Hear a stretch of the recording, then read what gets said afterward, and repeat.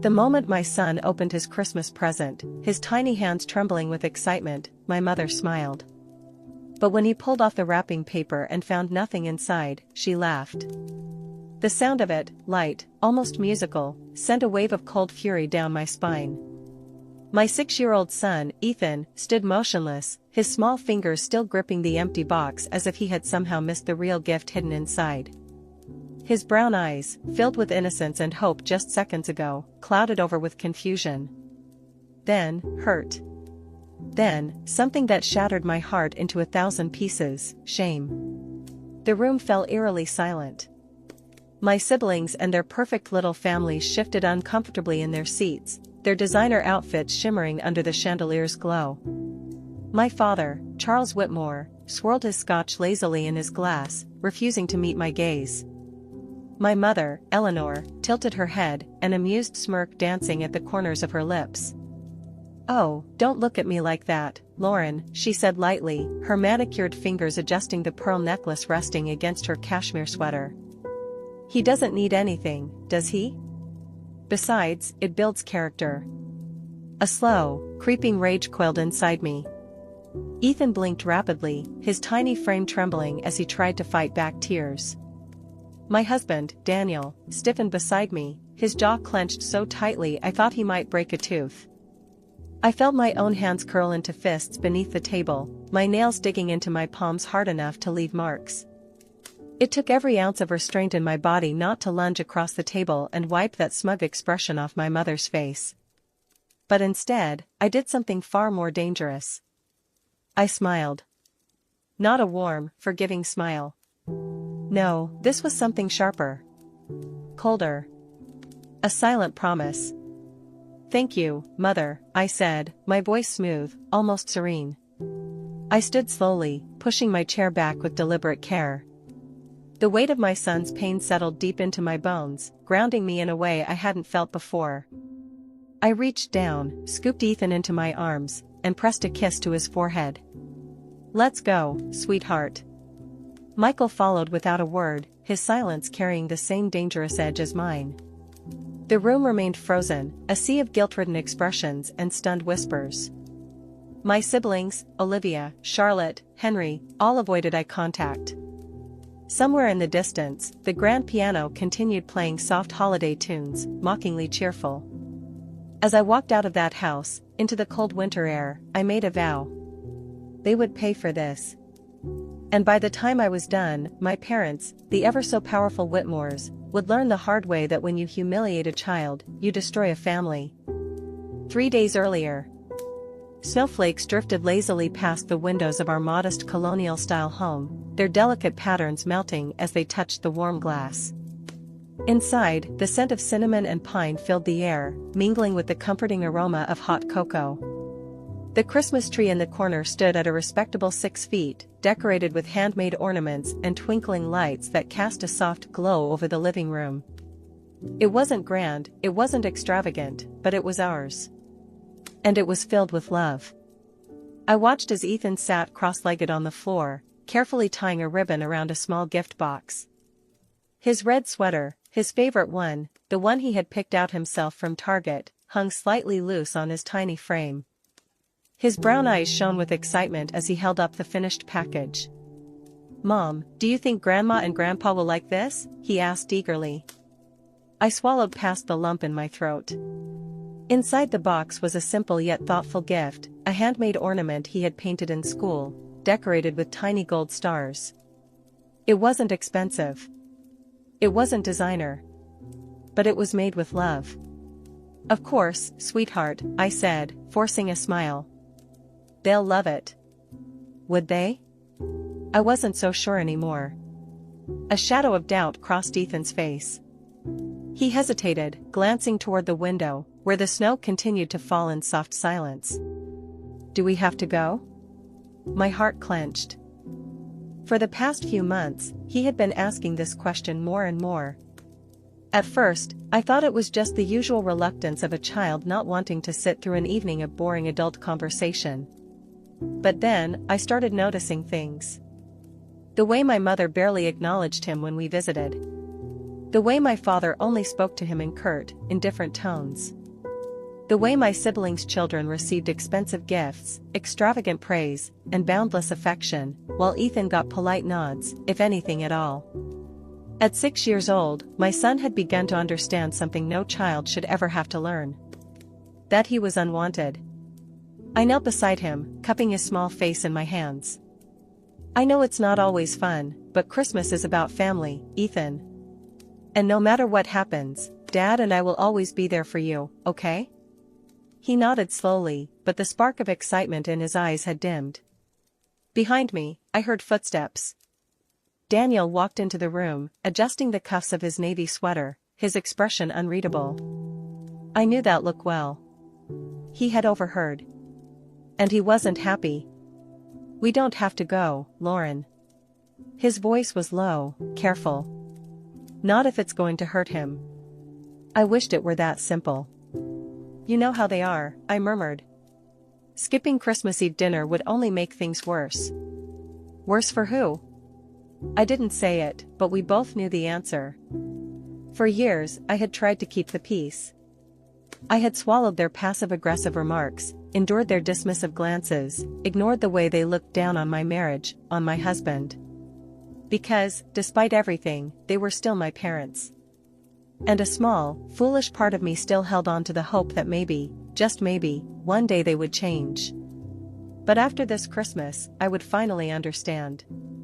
People like my parents don't change. They only break. The Whitmore estate was exactly as I remembered, grand, imposing, and utterly lifeless. The towering Victorian mansion stood like a frozen relic against the snowy landscape, its white stone walls pristine, its iron gate gleaming under the soft glow of lanterns. The moment we pulled into the driveway, I felt the weight settle on my chest. A luxury SUV was already parked in front, Olivia's, of course. My older sister had arrived early, as she always did, eager to bask in my mother's approval. From inside, I could hear the faint hum of classical music, the clinking of crystal glasses, the distant laughter of children. Ethan fidgeted in his seat, his small fingers twisting the hem of his sweater. "Are you sure Santa comes to Grandma and Grandpa's house?" he asked hesitantly. Daniel reached over, giving his shoulder a reassuring squeeze. "Santa goes wherever you are, buddy. And no matter what happens tonight, you have us. That's all that matters."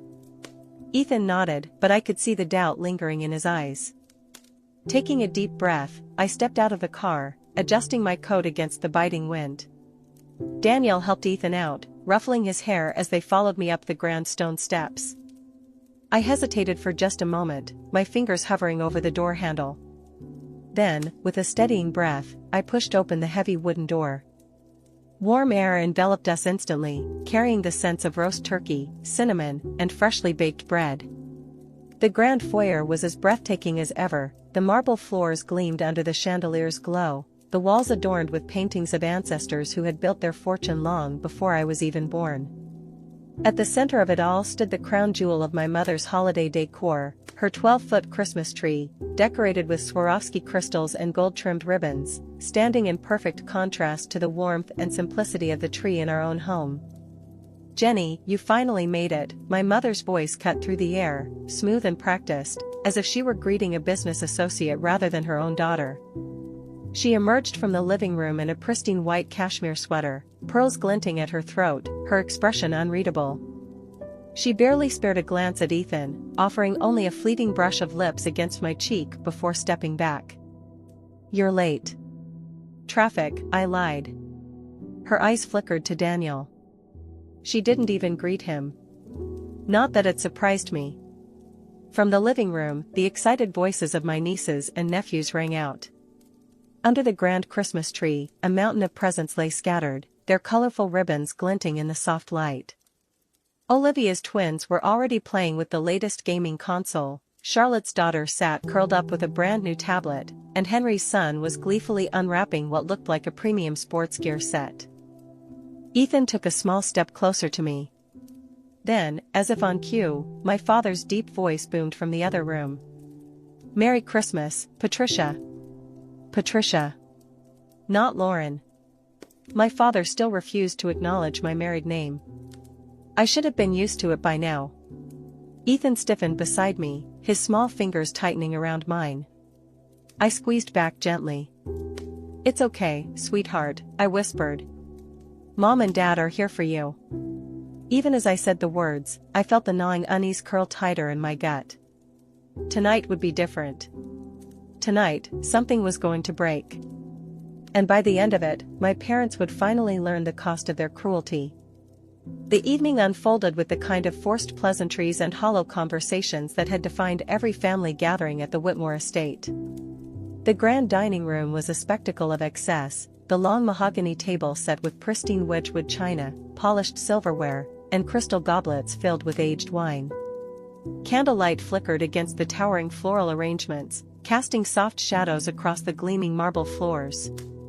Everything was perfect, meticulously arranged to maintain an illusion of elegance and superiority. But beneath the surface, the tension simmered.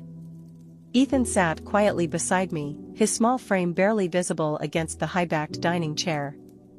His cousins chattered excitedly, bragging about their expensive gifts. Olivia's twins boasted about their gaming console, Charlotte's daughter proudly displayed her new tablet, and Henry's son rattled off statistics about his top-of-the-line sports gear. No one asked Ethan what he had gotten for Christmas. No one even acknowledged his presence. My mother sat at the head of the table, watching the conversation unfold with the same satisfaction she always did, as if her carefully curated family was nothing more than a reflection of her own accomplishments. Daniel attempted to engage in small talk, discussing a recent project at work, but my father merely grunted in response before turning his attention to Henry, seamlessly shifting the conversation to stock market trends and investment strategies. It was deliberate, calculated. Daniel might as well have been invisible. I clenched my jaw, my grip tightening around my fork. Ethan, ever observant, noticed.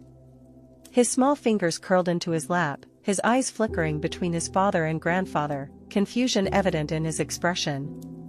The air was thick with unspoken words, each polite exchange laced with condescension. When Ethan, in an innocent attempt to contribute, began telling a story about his school project, my mother lifted a perfectly manicured hand and cut him off mid-sentence. "Let's save the children's chatter for later," she said smoothly, turning back to Olivia's son, who had just begun explaining his latest achievement in competitive chess. Ethan's face fell, his cheeks flushing a deep crimson. I felt something inside me snap. But I swallowed it down. For now.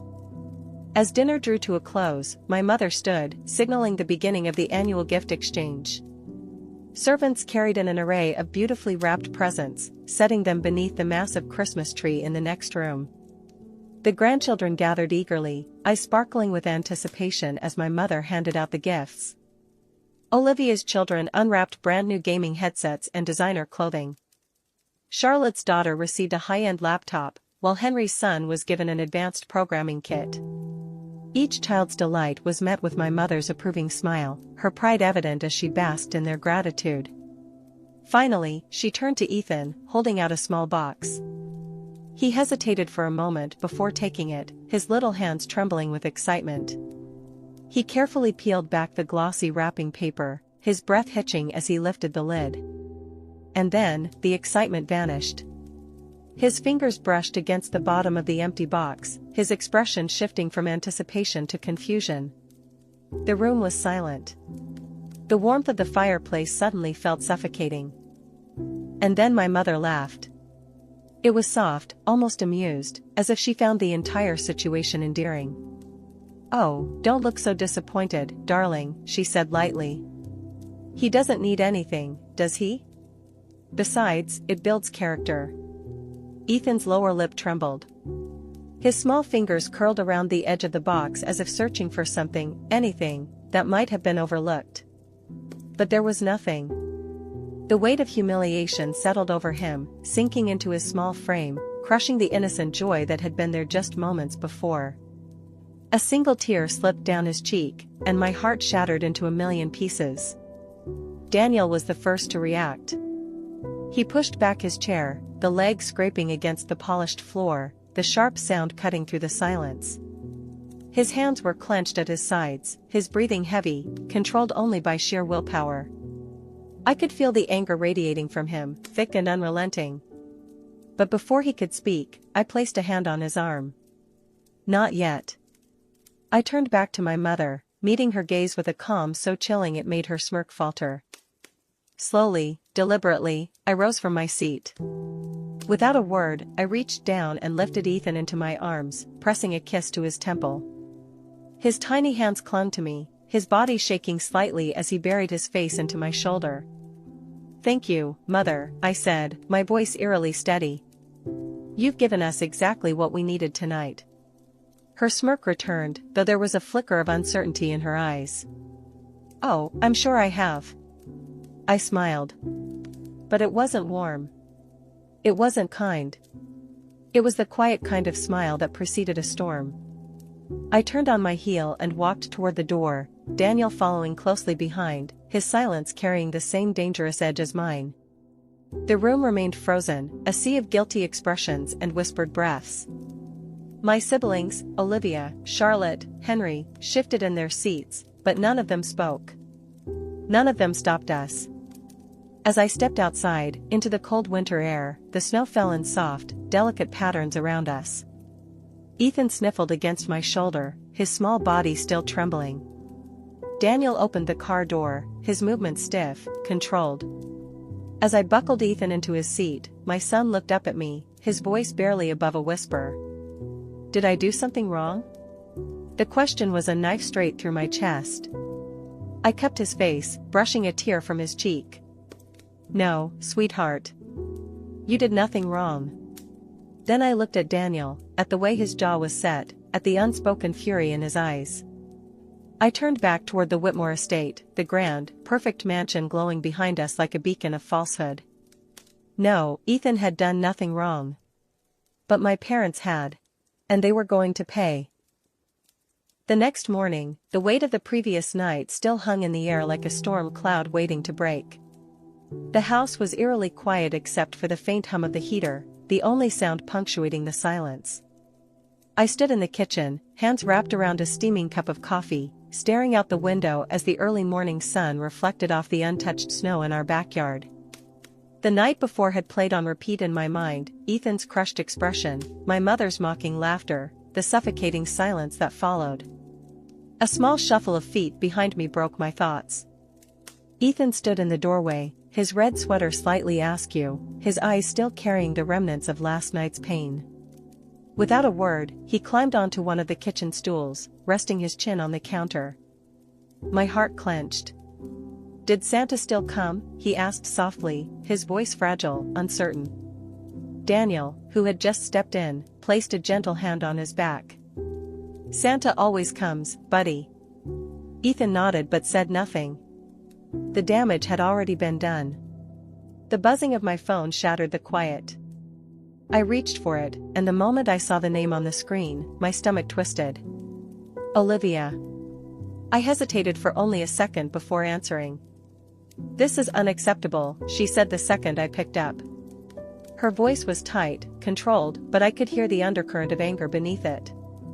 "I'm so sorry, Lauren. I should have said something last night." "I should have." "You didn't," I cut in, my tone sharper than I intended. "None of you did." A pause. Then a sigh. "We were shocked. We didn't expect."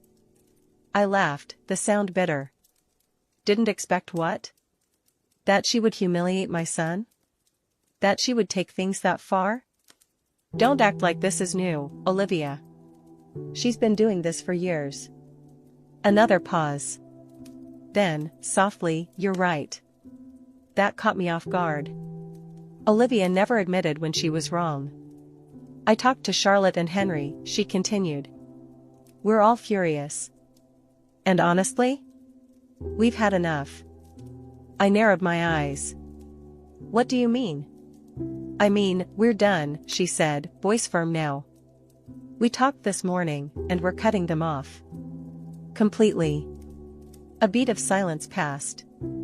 Then another. I leaned against the counter, gripping the phone tighter. "Explain."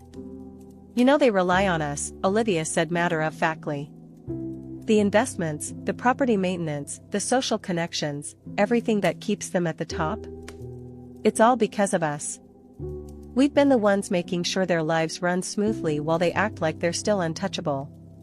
But after last night? No more. My mind raced. She wasn't wrong. My parents lived under the illusion of wealth, but in reality, their lavish lifestyle was only sustainable because we, their children, had been propping it up. Olivia and her husband covered their medical expenses, ensuring they had access to the best doctors. Charlotte handled all their legal affairs, from estate planning to property contracts. Henry managed their investments, keeping their finances afloat despite my father's increasingly reckless spending. And me?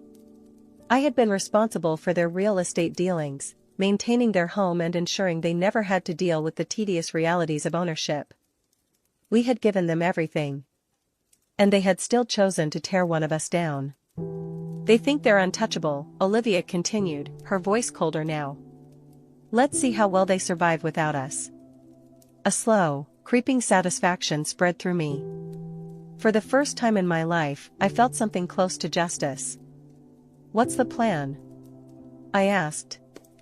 By the afternoon, the wheels were already in motion. Olivia's first call was to their private physician. I'm sorry, she said in a tone dripping with artificial regret. But I won't be able to continue covering their medical transportation costs. Charlotte's next call was to their property maintenance company. We won't be renewing the contract, she informed them, making sure the notice was immediate. No more landscaping, no more house repairs, no more services that kept their estate in pristine condition. Henry handled the financial side, withdrawing from their investment accounts, effectively severing their access to the discretionary funds that had allowed them to maintain appearances. And me? I made one final call, to their country club. I'd like to cancel the automatic payments, I said smoothly. Effective immediately. The woman on the other end hesitated. Mrs. Whitmore has been a valued member for years. Are you sure? I'm sure. And just like that, the world my parents had built, the carefully crafted facade of power and prestige, began to crumble. The fallout was immediate. Within 24 hours, their world started to shrink. My mother's phone calls went unanswered, her invitations to luncheons ignored. At their next church gathering, the whispers started. People who had once fought for a seat at her table suddenly kept their distance, sensing the shift in power.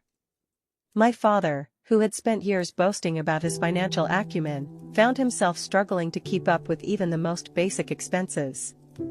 Without Henry managing their portfolio, poor decisions led to quick and devastating losses. But the biggest blow came when their home began to deteriorate. Without maintenance, small issues became big ones. The once pristine lawn grew wild, the carefully curated rose garden withered. The heating system failed during one of the coldest weeks of winter, and for the first time in decades, my mother had to make calls to contractors herself, calls that were now met with indifference rather than urgency. They had always believed they were above consequences.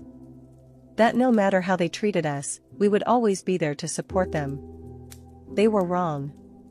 And soon, they would feel the full weight of what it meant to be abandoned. Winter had never felt so cruel inside the Whitmore estate. The once pristine mansion now bore the unmistakable signs of neglect, cracks creeping along the marble floors, dust settling in corners where no housekeeper had been to clean, and worst of all, a cold that seeped into the very bones of the house.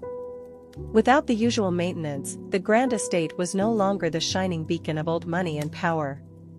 It was just another house, stripped of its illusion of invincibility. For the first time in their lives, Charles and Eleanor Whitmore were struggling. Their appointments at Greenwich Hospital had been cancelled. Without Olivia's funding, their VIP status had disappeared overnight. No more personal calls from doctors, no more priority treatments. My mother, who had once prided herself on getting same-day access to specialists that others waited months for, now sat in a crowded waiting room, clutching her designer purse as though it held the last remnants of her dignity.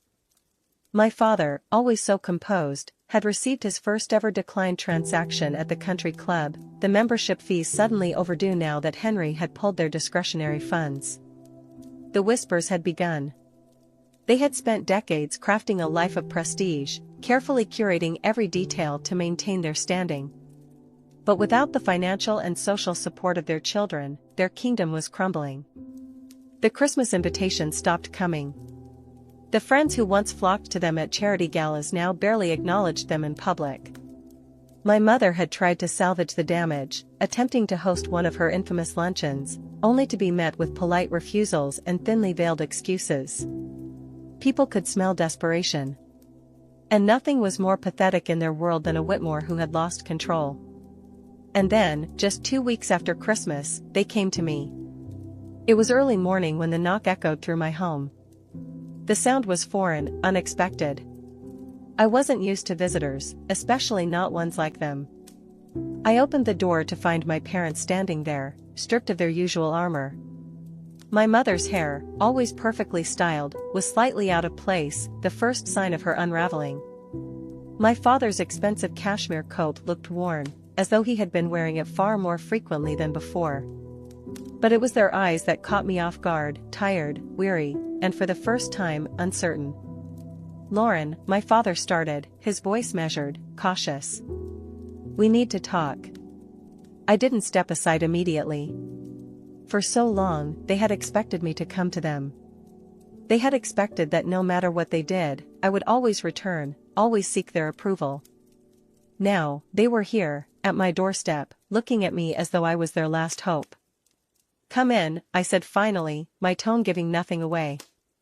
They stepped inside, my father scanning the room as if seeing my home for the first time, as if realizing that despite not having their wealth, I had built something real. Daniel sat at the dining table, watching them with unreadable eyes. Ethan was upstairs, still asleep, unaware that the very people who had humiliated him were now standing in our living room. My mother cleared her throat, clearly uncomfortable. "Lauren, we've had a difficult few weeks." I said nothing. "We've run into some challenges," my father continued, and for the first time, I saw it, the hesitation, the fragility beneath his usually unshakable demeanor. The great Charles Whitmore, struggling to admit weakness. "Challenges?" I echoed, arching an eyebrow. "You mean the hospital appointments you can't get? The country club membership you can't afford? The house falling apart without someone to maintain it?" My mother flinched, just barely. "It's not just that," she murmured, her voice quieter now. "People are talking." Ah. There it was. It wasn't just about the money, or the inconvenience. It was about the loss of status. "You mean your friends have abandoned you?" I tilted my head, my voice carefully neutral. "Now that you're no longer the Queen of Greenwich society?" Silence. "Lauren, we know we've made mistakes," my father finally said, his tone heavier than before. "We? Mistakes?" The word came out sharper than I intended. I took a step forward, folding my arms. "You humiliated my son. On Christmas. You deliberately singled out a 6-year-old to make a point. And now that the consequences are hitting you, now you want to talk?" My mother's lips parted slightly, as if she had been expecting something different, as if she thought I would immediately soften, that I would fall back into the role of the daughter who always sought their approval. But I didn't. I saw the flicker of something on my father's face then, not just guilt, but regret. Real, painful regret. "We were wrong," he said, and this time, his voice wasn't measured or rehearsed. It was raw. "We let our pride blind us to what truly mattered." My mother remained silent. Her fingers clutched the hem of her coat, a gesture that, in anyone else, would have been a sign of vulnerability. But in her? It was a sign of struggle. "We built our lives around status," my father continued. "And we forgot that none of it meant anything if we lost our family." A long silence stretched between us. Then, from the stairs, a small voice. "Grandma?" We all turned. Ethan stood at the top of the staircase, his little hands gripping the railing, his eyes still heavy with sleep. He had clearly woken up midway through the conversation, and I wondered how much he had heard. My mother stiffened. Her entire body tensed, as if she had been caught off guard. Then Ethan asked the question that shattered everything. "Why don't you like me?" The room turned to ice. My mother's breath hitched. For the first time, true, genuine pain crossed her face. Not the kind put on for show, not the kind meant to manipulate, but real, deep-rooted pain. Her voice broke. "I don't deserve your forgiveness, Ethan." My son tilted his head, considering this. Then, in the simple, unburdened way that only children could, he stepped down the stairs and walked toward her. "It's okay," he said softly. "I have my red sweater. If you're cold, I can let you borrow it." And just like that, the woman who had spent her entire life holding on to power crumbled. Tears slipped past the carefully crafted walls she had built around herself, streaking down her face, smudging the perfect makeup she always wore like armor. My father placed a hand on her shoulder, his own expression heavy. "Would you give us a chance?" my father asked, his voice unsteady. I looked at Daniel, who simply nodded, trusting me to make the decision. I turned back to them. "If you want a second chance," I said, my voice steady, "there will be conditions. Because this time it wouldn't be on their terms. It would be on mine." For the first time in their lives, my parents weren't the ones dictating the rules.